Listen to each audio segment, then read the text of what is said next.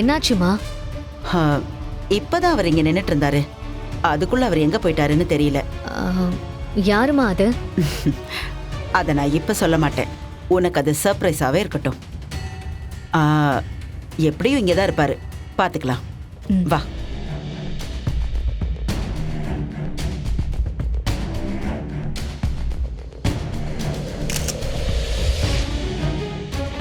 அம்மா ஏன் யாருன்னு சொல்ல மாட்டாங்க?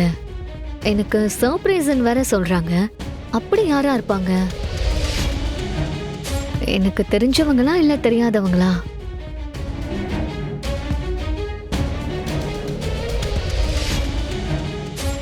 ஐலி, என்ன அவங்க உன்னை கூட்டிட்டு வந்தாங்க, ஆனா அவங்க பாட்டுக்கு போயிட்டாங்க.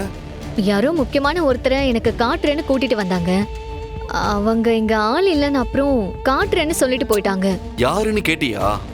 கேட்டேன், ஆனா அது சர்ப்ரைஸ்ன்னு சொல்ல மாட்டேங்கிறாங்க.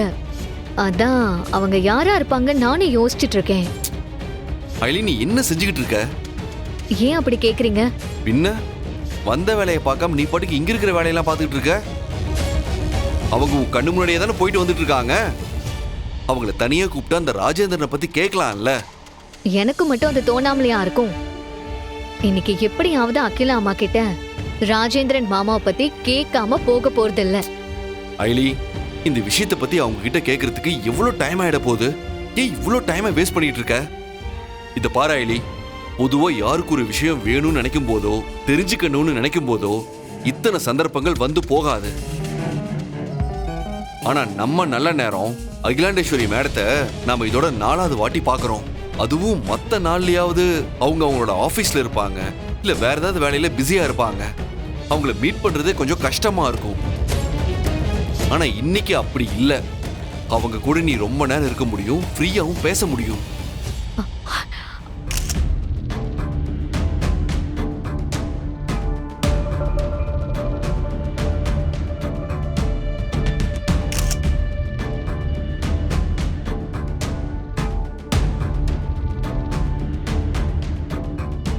சோ இந்த சான்ஸ் மிஸ் பண்ணிராதா ஐலி. அதுக்கப்புறம் இந்த மாதிரி ஒரு சான்ஸ் கிடைக்காம கூட போகலாம். நீங்க சொல்றது எனக்கு புரியுது சிவா. ஆனா அகிலா அம்மா என்கேஜ்மெண்ட் வேலையில பிஸியா இருக்காங்க. இப்ப போய் நான் அந்த விஷயத்தெல்லாம் கேட்டுட்டு இருக்க முடியாது. மேபி நான் அவங்க கிட்ட ராஜேந்திரன் மாமா பத்தி கேட்டா பதில் சொல்லி எக்ஸ்பிளைன் பண்றதுக்கு கொஞ்சம் டைம் கூட எடுக்கலாம்ல. அதுக்கு அவங்க ரிலாக்ஸா இருந்தாதான் முடியும். இந்த என்கேஜ்மெண்ட் நல்லபடியா முடியணும். நான் கண்டிப்பா அகிலா அம்மா கிட்ட ராஜேந்திரன் மாமா பத்தி கேட்பேன்.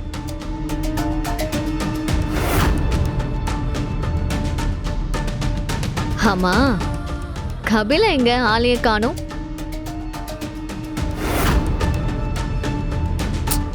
எங்கேயாச்சும் எந்திரிச்சு போறதும் வரதுமா தான் இருக்கான்.